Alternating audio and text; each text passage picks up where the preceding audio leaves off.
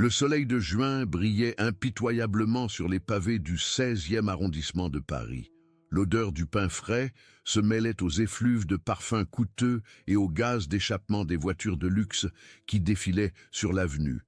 Les terrasses des cafés étaient bondées de personnes bien habillées, lunettes de soleil sur le nez, savourant des expressos et des pâtisseries délicates. Tout étincelait, les montres, les chaussures, les sourires, tout sauf lui. Marcel, un garçon d'à peine 10 ans, se tenait pieds nus sur le trottoir brûlant. Sa chemise, autrefois blanche, avait pris une teinte grisâtre qui trahissait trop de jours sans savon. Ses petites mains serraient un sac en plastique usé, contenant une pomme à moitié mangée et un petit carnet de dessin. Il ne regardait pas les immeubles haussmanniens majestueux, mais fixait la terrasse luxueuse du Café des Artistes, où un festin gisait presque intact. Au centre de la table était assis Monsieur Lefebvre, propriétaire d'une chaîne de grands magasins et de restaurants étoilés. Vêtu d'un costume sur mesure, il riait avec arrogance parmi ses invités, tandis qu'un serveur découpait un canard à l'orange. Leur rire résonnait comme des clochettes de cristal, froids et distants. Les assiettes débordaient, mais personne ne mangeait vraiment. Ils étaient trop occupés à parler d'affaires et de conquêtes. Marcel fit un pas hésitant vers eux. Ses lèvres étaient gercées, desséchées par des jours sans eau potable. Il ne mendiait pas, il regardait simplement, ce genre de regard qui porte le poids d'une faim qu'aucun mot ne peut expliquer. « Regardez-moi ça !» murmura une femme élégante en plissant le nez. « Ces Roms sont partout maintenant. » Marcel n'était pas Rome, il était français, né à Belleville d'une mère serveuse et d'un père ouvrier. Mais il avait appris que certaines personnes avaient besoin d'étiquettes pour justifier leur indifférence. Monsieur Lefebvre remarqua le garçon et plissa les yeux. Il chuchota quelque chose à son assistant, qui s'approcha de Marcel et siffla. « Va-t'en, petit, tu n'as pas ta place ici. » La voix de Marcel était douce, brisée. « Je peux manger les miettes ?» Le silence tomba sur la terrasse. Une femme regarda ailleurs, mal à l'aise. Un homme toussa dans sa serviette.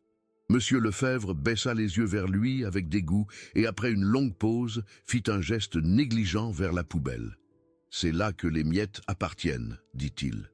Le garçon ne pleura pas. Il ne bougea pas. Son estomac grondait en signe de protestation, mais ses yeux, ils restaient grands, ronds, pleins de quelque chose d'ancien. Pas de haine, pas même de tristesse, juste une question trop grande pour son petit corps. « Un jour, dit Marcel si doucement que seul Lefebvre l'entendit, vous vous souviendrez de ce moment. » Ce n'était pas une menace, c'était une prophétie, prononcée avec la clarté innocente que seuls les enfants possèdent.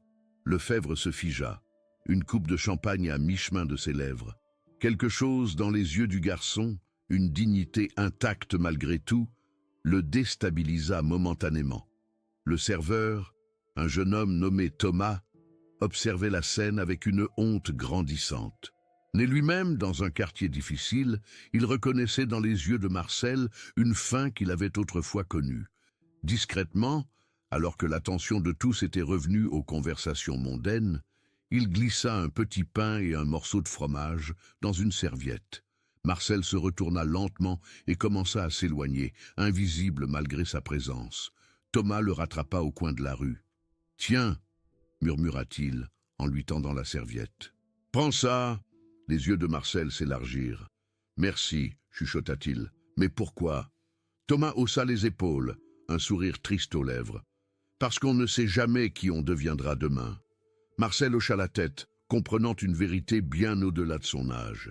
Il prit la serviette et la serra contre sa poitrine comme un trésor. « Je m'appelle Thomas, » dit le serveur. « Si tu as besoin de quelque chose, je travaille ici tous les jours, sauf le lundi. »« Marcel !» répondit le garçon. Pour la première fois de la journée, un sourire fugace traversa son visage, illuminant ses traits comme un rayon de soleil après la pluie. Thomas regarda sa montre. « Je dois y retourner. Fais attention à toi, d'accord ?»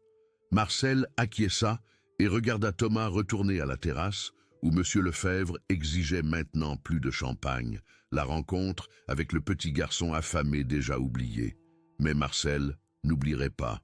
Il s'éloigna, son pain serré fermement dans ses mains, son esprit enregistrant chaque détail de cette journée, l'arôme du canard à l'orange, la texture des nappes blanches, le tintement des verres de cristal et surtout les visages. Il n'oublierait jamais les visages. Il disparut dans le labyrinthe des rues parisiennes, petite et invisible, mais portant en lui quelque chose que personne ne pouvait lui prendre, pas même Monsieur Lefebvre avec tout son argent et son pouvoir, sa dignité. La ruelle derrière le marché de Belleville était un kaléidoscope de cultures et d'odeurs, cumin, coriandre, menthe fraîche.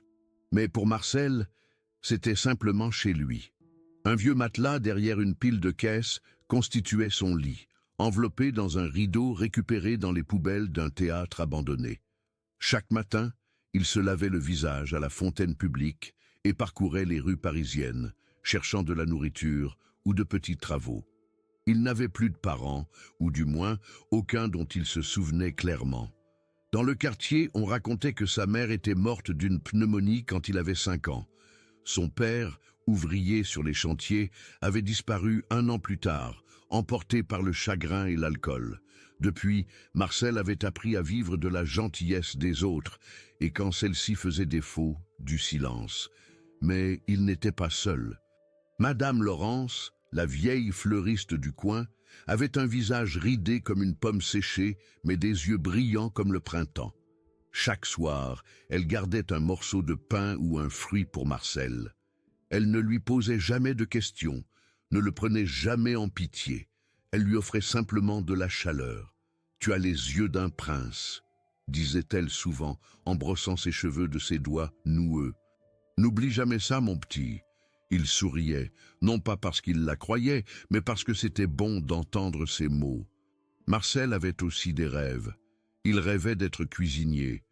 Pas millionnaire, pas célébrité. Juste quelqu'un qui pourrait nourrir les autres comme personne ne l'avait nourri. Il avait mémorisé chaque senteur du marché, chaque saveur dans l'air. Souvent, il prétendait que les restes étaient un buffet, identifiant les épices simplement à l'odeur. Même dans la faim, il portait sa dignité comme un manteau, usé, mince, mais jamais abandonné. Le petit appartement de Madame Laurence se trouvait au-dessus de sa boutique de fleurs. C'était un espace minuscule mais chaleureux, rempli de plantes et de souvenirs, d'une vie bien remplie. Parfois, elle invitait Marcel à monter pour un vrai repas, servi sur une vraie table. « Comment as-tu appris à aimer la nourriture autant ?» lui demanda-t-elle un soir, alors qu'il savourait chaque bouchée de son ragoût de légumes, comme s'il s'agissait d'un festin royal. Marcel réfléchit un moment, sa cuillère suspendue en l'air. « Quand on a souvent faim, on apprend à respecter la nourriture, » répondit-il simplement. « Et puis, la nourriture, c'est comme un langage que tout le monde comprend. » Madame Laurence hocha la tête, ses yeux brillants de larmes contenues. « Tu es sage pour ton âge, mon petit prince. » Dans la rue, Marcel était connu des commerçants. Monsieur Benali, le boulanger algérien, lui donnait parfois du pain de la veille. Madame Chen, qui tenait l'épicerie asiatique, lui permettait de balayer son magasin en échange de quelques fruits ou légumes. Et puis, il y avait Thomas, le serveur du Café des Artistes, qui venait parfois le dimanche à Belleville pour lui apporter des restes de la cuisine du restaurant. « Tu devrais être à l'école », lui dit Thomas un jour, alors qu'ils étaient assis sur un banc du parc, partageant un sandwich.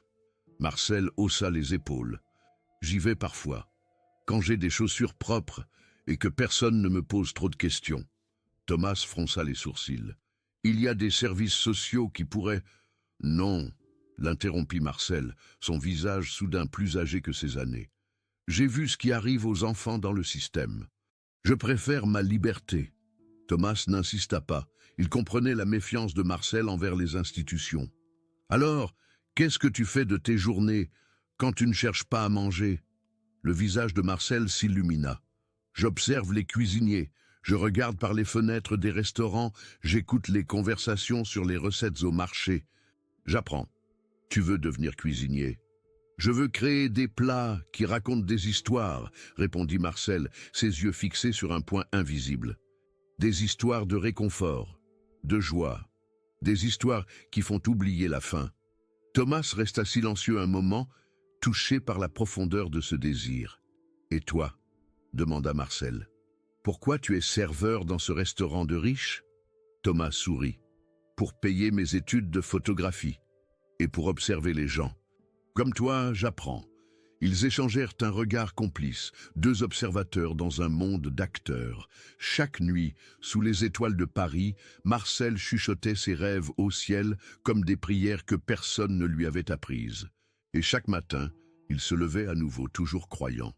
Un jour particulièrement froid d'automne, Marcel trouva un vieux livre de cuisine jeté dans une benne à ordures près d'une librairie. « La cuisine française traditionnelle », proclamait le titre en lettres dorées défraîchies. Les pages étaient jaunies, certaines tachées, mais pour Marcel, c'était un trésor inestimable. Il passa des heures à déchiffrer les recettes, les techniques, les termes culinaires. Les mots dansaient devant ses yeux. Émulsion, réduction, déglaçage. Des mots mystérieux qui promettaient un monde nouveau. « Un jour, murmura-t-il à Madame Laurence en lui montrant son trésor, « je ferai un festin pour tous ceux qui m'ont aidé, et même pour ceux qui ne l'ont pas fait. » La vieille dame sourit, caressant sa joue rugueuse. « Je n'en doute pas une seconde, mon petit, pas une seconde. » Marcel dormit cette nuit-là, serrant le livre contre sa poitrine, rêvant de soupe fumante et de pain doré, de tables chargées de nourriture où personne ne serait jamais repoussé. Dans ses rêves, il était grand et fort, vêtu d'une veste blanche de chef, et servait un repas à une tablée où Madame Laurence, Thomas, Monsieur Benally et Madame Chen étaient assis. Et au bout de la table, observant avec des yeux écarquillés, se trouvait Monsieur Lefebvre, apprenant enfin que les miettes n'appartenaient pas à la poubelle. Marcel sourit dans son sommeil, enveloppé dans son rideau usé, son estomac vide, mais son cœur plein de possibilités. La semaine qui suivit apporta une nouvelle vague de malheur. Un matin, Marcel se réveilla pour découvrir que son petit stock de nourriture avait disparu. Les rues étaient plus froides ce jour-là, et Madame Laurence n'était pas venue à sa boutique de fleurs. Il s'informa et apprit qu'elle avait été transportée à l'hôpital après s'être effondrée d'épuisement et de déshydratation. Elle n'avait pas de famille, personne pour lui rendre visite. Personne sauf lui. Quand Marcel se faufila dans l'hôpital tard dans la nuit, se cachant des gardiens, il la trouva endormie, fragile et reliée à des tubes. Il s'assit à côté de son lit, ses petites mains tenant les siennes. « Ne pars pas, chuchota-t-il. Je ne suis pas prêt. » Les yeux de Madame Laurence s'ouvrirent légèrement. « Marcel, murmura-t-elle, sa voix à peine audible. Mon petit prince. Je vais prendre soin de tes fleurs, promit-il. Elles seront toutes là quand tu reviendras. Elle sourit faiblement. Je sais que tu es capable de prendre soin des choses fragiles. Un infirmier apparut dans l'encadrement de la porte. Son expression s'adoucit en voyant le petit garçon. Tu es de sa famille ? Demanda-t-il gentiment. Marcel hésita puis acquiesça. Elle est tout ce que j'ai. L'infirmier, un homme nommé Jean-Pierre, ne posa pas plus de questions. Il apporta à Marcel un sandwich de la cafétéria et lui permit de rester un peu plus longtemps. « Elle a besoin de beaucoup de repos, » expliqua-t-il. « Mais tu peux revenir demain, pendant les heures de visite. » Marcel hocha la tête, reconnaissant. Il embrassa le front de Madame Laurence et promit de revenir. Le lendemain, dans les rues, il essaya de vendre des fleurs près de la même place où il avait été humilié. Il avait pris quelques tiges du magasin de Madame Laurence, les arrangeant maladroitement mais avec amour. « Fleurs fraîches », appelait-il doucement, « pour égayer votre journée. » La plupart des gens passaient sans le regarder. Certains fronçaient les sourcils, méfiants devant ce petit vendeur sans licence. Puis l'un des assistants de Monsieur Lefebvre le vit à nouveau et ricana. Toujours à la recherche de miettes, un agent de sécurité le poussa. Marcel tomba. Son genou saigna sur le pavé. Les fleurs s'éparpillèrent. Les gens marchaient comme s'ils faisaient partie du trottoir. Il voulait crier, mais sa gorge était sèche comme du sable. Ce soir-là, sous un réverbère vacillant, il pleura. Pas pour la nourriture, pas même pour Madame Laurence, mais pour la douleur d'être invisible. Il serra ses poings contre ses yeux, essayant de refouler les larmes. Puis, quelque chose changea. Il remarqua un papier plié près de la poubelle. Curieusement, il l'ouvrit. Un prospectus d'une école de cuisine annonçant un concours. Défi jeune chef, ouvert à tous. Le gagnant remporte une bourse d'études. Il n'y avait pas de restriction d'âge, pas de frais. Ses mains tremblaient. Peut-être était-ce le destin, ou peut-être juste un papier dans le vent. Mais dans le cœur de Marcel, quelque chose s'éveilla pour la première fois depuis des semaines. Une flamme. Le lendemain, il retourna à l'hôpital pour voir Madame Laurence. Elle était éveillée, assise dans son lit, l'air faible mais alerte. « J'ai trouvé quelque chose, dit-il, montrant le prospectus. Un concours de cuisine. » Madame Laurence ajusta ses lunettes et lut attentivement. « C'est dans 3 jours, remarqua-t-elle, à la place des Vosges. »« Je vais y aller, » déclara Marcel, une détermination nouvelle dans sa voix. « Je vais cuisiner pour eux comme je n'ai jamais cuisiné. Qu'est-ce que tu vas préparer ?» demanda-t-elle, touchée par son enthousiasme. Marcel hésita. « Je ne sais pas encore. Quelque chose qui raconte une histoire. »« L'histoire de qui ?»« L'histoire de nous tous, » répondit-il simplement. « De ceux qui ont faim et de ceux qui nourrissent. » Madame Laurence serra sa main. « Tu auras besoin d'ingrédients, d'ustensiles. » Marcel baissa les yeux. La réalité de sa situation le frappa soudain. Comment pourrait-il concourir sans rien, comme s'il lisait dans ses pensées? Jean-Pierre, l'infirmier, qui passait par là, s'arrêta. « De quoi parlez-vous avec tant d'excitation ?» Marcel lui montra le prospectus. Jean-Pierre le lut et sourit. « Ma sœur est sous-chef dans un petit bistrot. Je parie qu'elle pourrait te prêter quelques ustensiles. Quant aux ingrédients, je peux demander à Thomas, » intervint Marcel, « et à Monsieur Benali.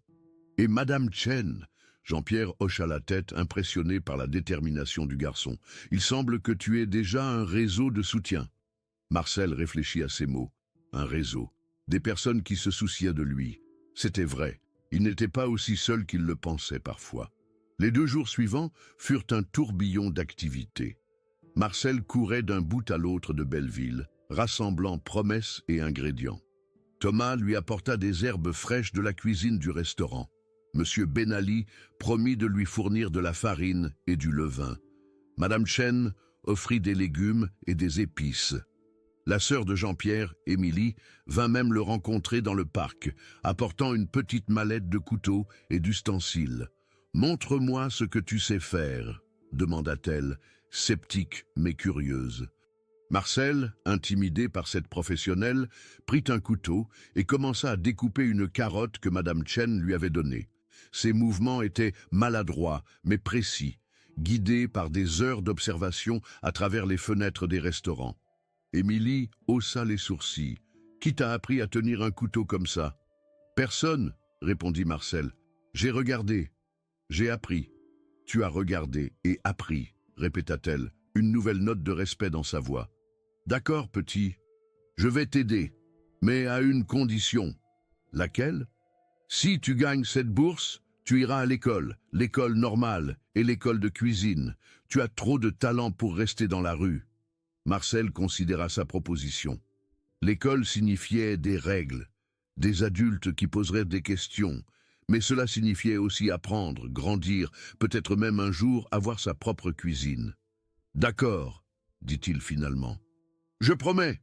La veille du concours, Marcel retourna voir Madame Laurence. Elle allait mieux, les couleurs revenaient à ses joues. « J'ai décidé ce que je vais cuisiner, » annonça-t-il, s'asseyant au bord de son lit. « Un plat que ma mère préparait quand j'étais très petit. Je ne me souviens pas bien d'elle, mais je me souviens de cette odeur. »« Qu'est-ce que c'est ?» demanda doucement Madame Laurence. « Une soupe, » dit-il, « avec des lentilles, des carottes, des herbes.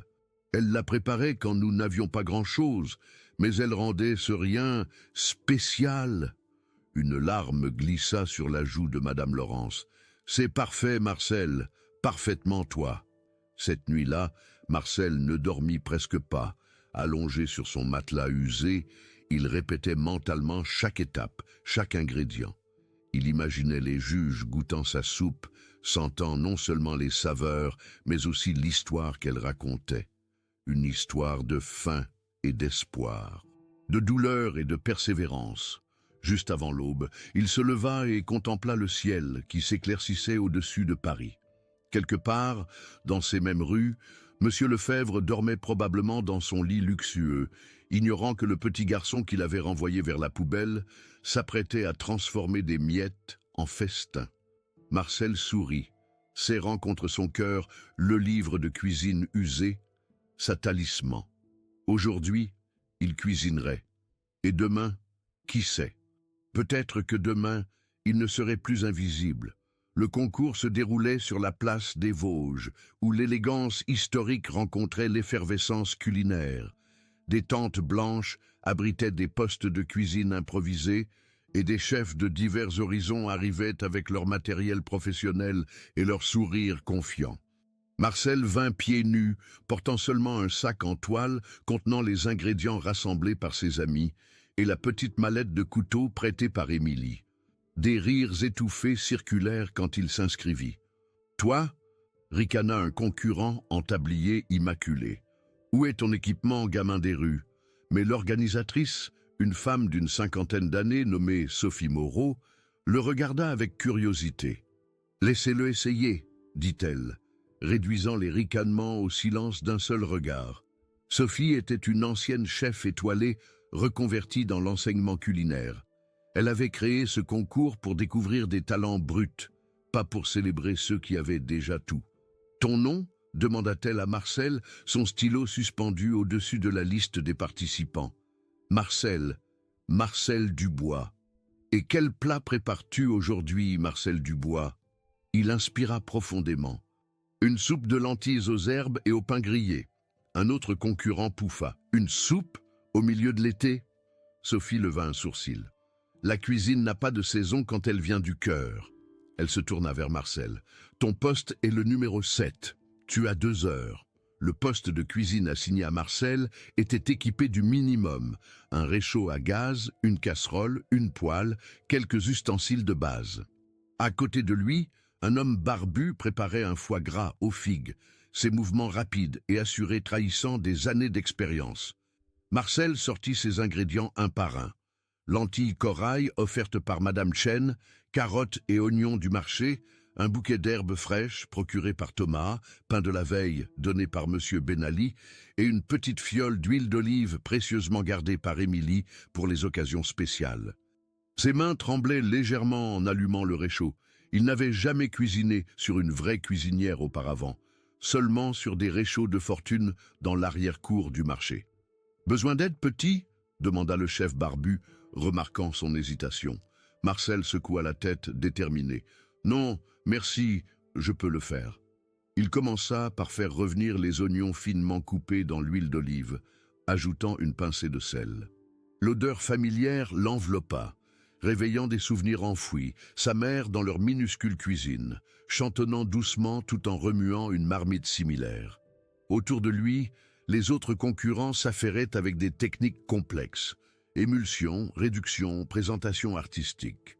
Marcel, lui, cuisinait avec son cœur, se fiant à ses sens plutôt qu'à une recette écrite.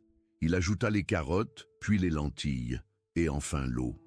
Pendant que sa soupe mijotait, il prépara des croûtons en coupant le pain rassis en cubes, les faisant dorer dans un peu d'huile avec de l'ail et des herbes. L'arôme qui s'élevait de sa casserole attira l'attention. Sophie passa près de son poste et s'arrêta, humant l'air avec appréciation. « Ça sent comme ma grand-mère », dit-elle simplement avant de continuer sa ronde. À mi-parcours, Marcel remarqua Thomas qui se faufilait parmi les spectateurs. Il lui fit un petit signe, encouragé par sa présence. Puis il vit Jean-Pierre et sa sœur Émilie, venus directement après leur service. Même M. Benali était là, son tablier de boulanger encore couvert de farine. Une famille improvisée venue le soutenir. Lorsque le temps fut écoulé, Marcel disposa sa soupe dans 3 bols empruntés. Les lentilles s'étaient transformées en une purée onctueuse, orangée comme le soleil couchant. Il garnit chaque bol de croûtons dorés, d'un filet d'huile d'olive et de quelques feuilles de persil frais. Simple, humble, parfait. Les juges commencèrent leur tournée d'évaluation. Un célèbre critique gastronomique, un chef étoilé et Sophie Moreau elle-même.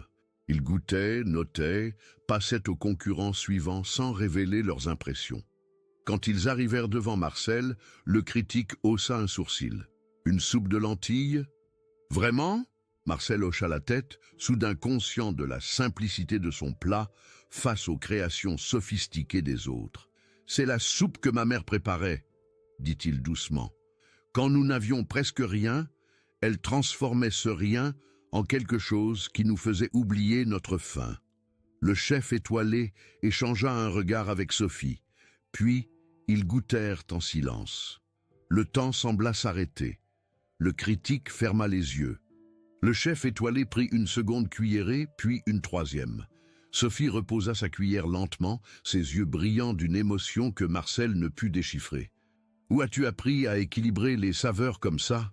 demanda le chef, stupéfait. « Je n'ai pas appris, » répondit Marcel. « Je me suis juste souvenu de ce que ça devrait faire ressentir. » Un silence tomba sur la petite assemblée. « Ce n'est pas juste une soupe, » murmura Sophie. « C'est un souvenir, un refuge. » Le public s'était rassemblé.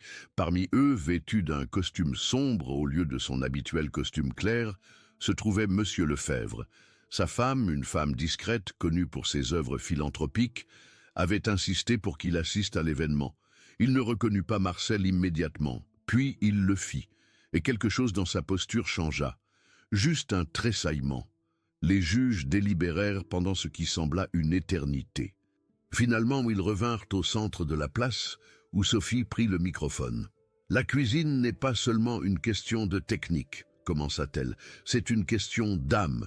Aujourd'hui, nous avons goûté des plats techniquement parfaits, des plats ambitieux, des plats créatifs. » Elle fit une pause, balayant la foule du regard. « Mais un seul plat nous a fait pleurer. Un seul plat nous a rappelé pourquoi nous cuisinons en premier lieu, pour nourrir non seulement le corps, mais aussi l'esprit. » Elle tendit la main vers Marcel. « Nous avons notre gagnant. » Des hoquets de surprise, des applaudissements hésitants, puis plus forts. Marcel regarda le ciel bleu au-dessus de la place des Vosges et sourit. Thomas fut le premier à l'atteindre, le soulevant dans ses bras avec un cri de joie. Puis ce fut Émilie, puis Jean-Pierre, puis Monsieur Ben Ali. Ils l'entouraient, formant un rempart de bonheur autour de lui. Au-delà de ce cercle, Monsieur Lefebvre observait son visage une étude de confusion et d'incrédulité. « Ce garçon, dit-il à sa femme, je l'ai déjà vu. »« Où ça ?» demanda-t-elle. Il hésita, soudain mal à l'aise. Nulle part d'important. Mais ses yeux ne quittaient pas Marcel, qui recevait maintenant un certificat encadré et une petite médaille dorée des mains de Sophie Moreau. Un garçon invisible, désormais impossible à ignorer. Le lendemain, tous les grands médias parisiens couvraient l'histoire. Un enfant des rues remporte le concours culinaire, étonne l'élite avec son talent. Monsieur Lefebvre ne pouvait y échapper. Dans les salles de réunion, au dîner mondain, même chez lui, tout le monde parlait du garçon aux yeux de feu et aux mains de grâce.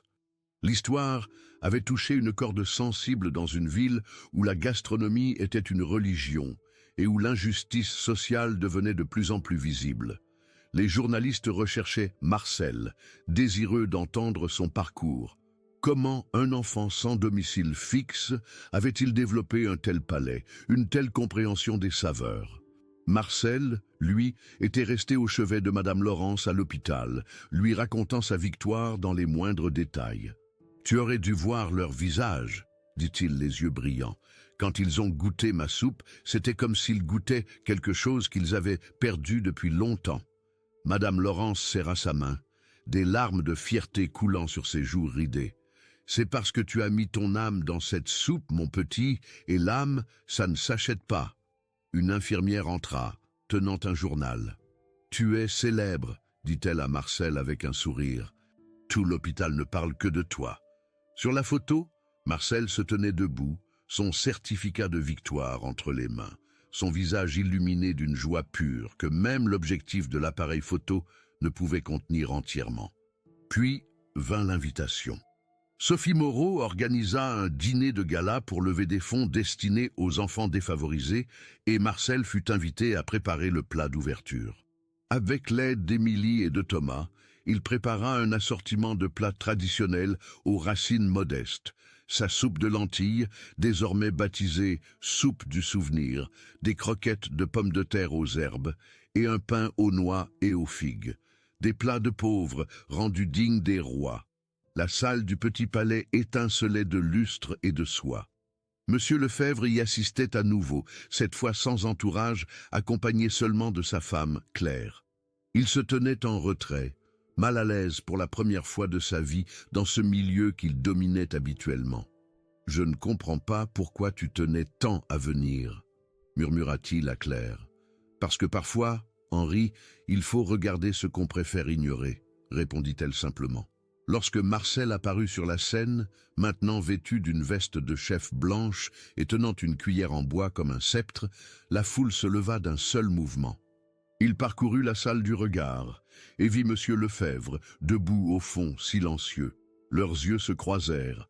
Marcel s'approcha du microphone, ajusté à sa hauteur. « J'ai demandé un jour à un homme si je pouvais manger ses miettes, » dit-il. Il m'a montré la poubelle. Ce soir, je vous offre un repas fait de ce que le monde appelle rien. Puisse-t-il nous rappeler que la dignité ne peut pas être jetée?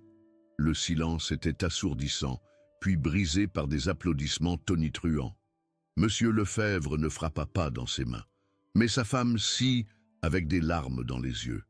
Le repas qui suivit fut comme un rêve. Marcel, assisté par une équipe de cuisiniers professionnels qui le traitaient avec un respect étonnant, servit son menu simple mais profond. Chaque bouchée racontait une histoire, chaque plat transportait les convives dans un voyage émotionnel que même les restaurants étoilés peinaient à offrir. À la fin du dîner, Sophie Moreau annonça que la bourse d'études permettrait à Marcel de suivre un parcours complet à l'école de gastronomie de Paris, tout en étant logé dans une famille d'accueil soigneusement sélectionnée. Mais avant cela, ajouta-t-elle, j'ai une autre annonce à faire. Elle fit signe à une femme âgée en fauteuil roulant d'avancée. C'était Madame Laurence, habillée d'une robe simple mais élégante, ses cheveux blancs coiffés avec soin. Cette dame, continua Sophie, a été la gardienne de ce talent brut, et nous avons découvert qu'elle est la grand-tante de Marcel, bien qu'elle n'ait jamais eu les moyens légaux de le prendre en charge après la disparition de ses parents. Des murmures de surprise parcoururent la salle. Marcel regarda Madame Laurence avec des yeux écarquillés.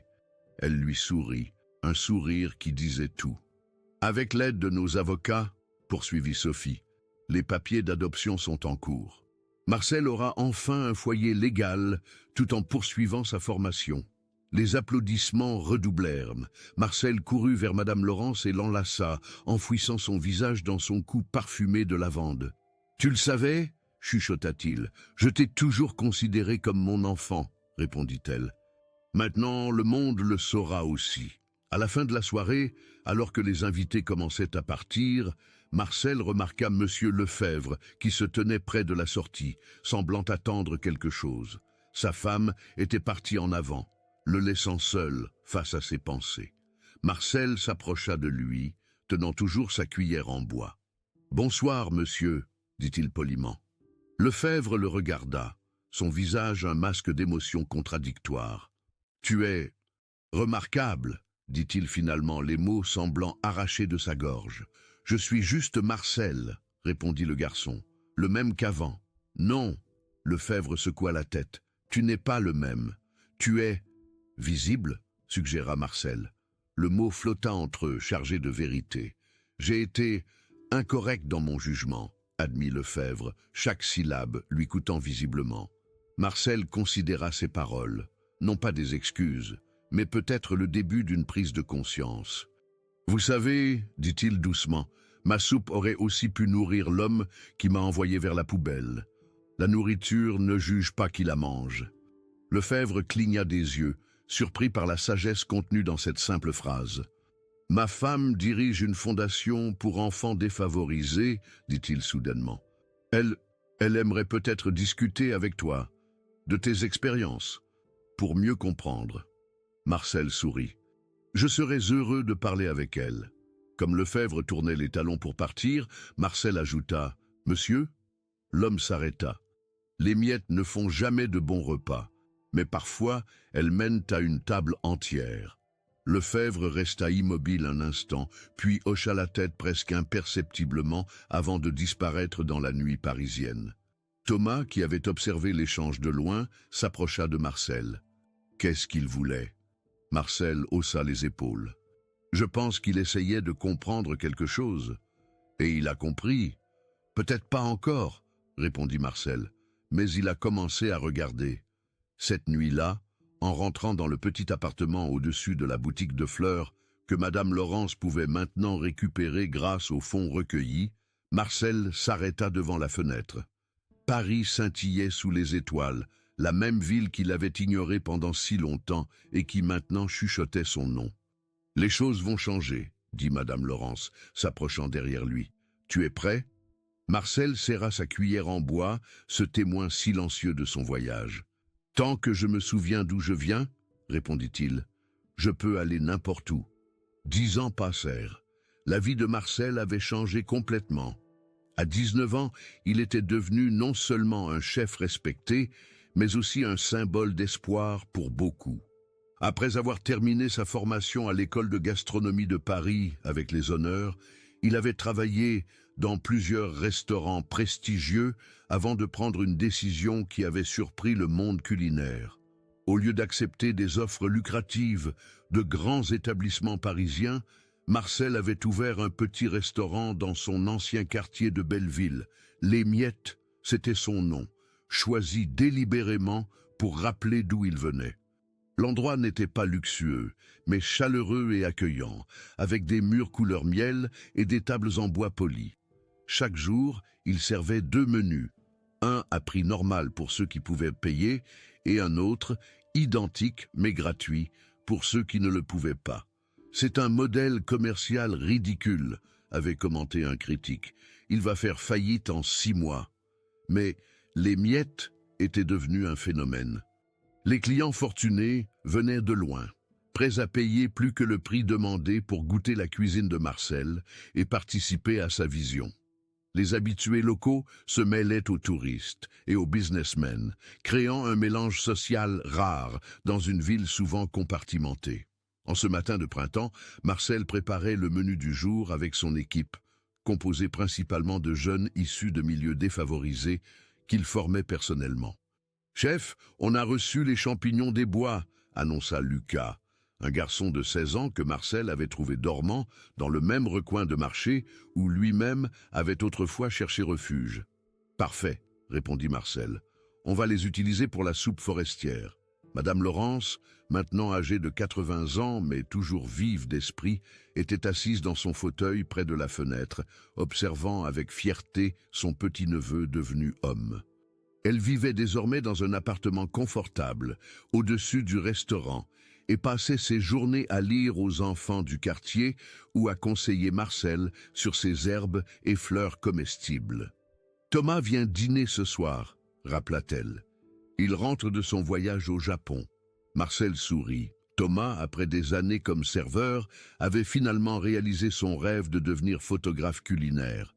Il parcourait maintenant le monde, documentant les traditions alimentaires pour des magazines prestigieux. Mais il revenait toujours à « les miettes », son port d'attache émotionnel. « J'ai prévu quelque chose de spécial », dit Marcel. Un plat inspiré de ses photos de Kyoto. La clochette de la porte d'entrée tinta, bien qu'il ne soit pas encore ouvert. Marcel se retourna surpris. C'était Claire Lefebvre, l'épouse de Monsieur Lefebvre. Toujours élégante malgré ses 60 ans, elle semblait préoccupée. « Madame Lefebvre », l'accueillit Marcel, essuyant ses mains sur son tablier. « Nous n'ouvrons que dans 1 heure, mais vous êtes toujours la bienvenue. » Depuis cette soirée au Petit Palais 10 ans plus tôt, Claire était devenue une alliée inattendue. Sa fondation avait collaboré avec Marcel sur plusieurs projets destinés aux enfants défavorisés, notamment un programme d'apprentissage culinaire dans les quartiers difficiles. « Marcel, je suis désolée de venir ainsi, » dit-elle. « C'est Henri. Il est à l'hôpital. » Marcel fronça les sourcils. Il n'avait jamais développé d'amitié avec Monsieur Lefebvre, mais une sorte de respect mutuel s'était établi au fil des années. L'homme avait changé, subtilement mais profondément, devenant moins arrogant, plus conscient du monde au-delà de sa bulle privilégiée. « Qu'est-ce qui s'est passé ?» demanda-t-il. « Un AVC mineur. Les médecins disent qu'il va s'en remettre, mais... » Elle hésita. « Il a demandé à te voir. » Marcel échangea un regard avec Madame Laurence, qui hocha la tête imperceptiblement. « Bien sûr, » dit-il.